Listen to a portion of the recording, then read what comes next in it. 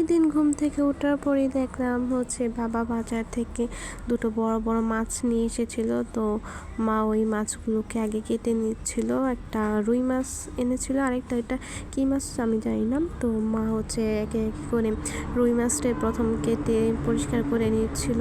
ওই রুই মাছের পেট থেকে আবার কিছু ডিমও পাওয়া গেছিলো। ডিমটা আমার ভাই খেতে অনেক পছন্দ করে। দেন হচ্ছে আরেকটা মাছ ছিল, ওই মাছটা হচ্ছে কেটে নিচ্ছিল, ধুয়ে পরিষ্কার করে নিচ্ছিল। দেন আমার বাবা বাজার থেকে আবারও কিছু মাছ নিয়ে এসেছিল, পাবদা মাছ আনছিল। তো আমার মা আমার বড় বোনকে বলতেছিল যে পাবদা মাছটা তুই একটু পরিষ্কার করে দে। তো আমার বোন 3টা পরিষ্কার করার পরে হচ্ছে আমার ডাক দিয়ে বলতেছিল, দেখ আজকে পাবদা মাছের সার্জারি করবো।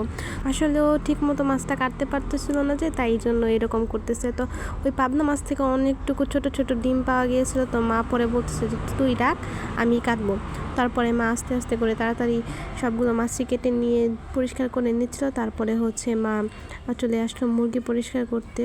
তো মা ফার্স্টে হচ্ছে পলি ব্যাগ থেকে মুরগিটাকে বের করে নিয়ে তারপরে জল দিয়ে পরিষ্কার করে নিচ্ছিল। জল দিয়ে পরিষ্কার করার পর মা হচ্ছে তাড়াতাড়ি করে ওইটা কেটে নিচ্ছিল, কারণ অনেকটাই লেট হয়ে যাচ্ছিলো এগুলো করতে করতে।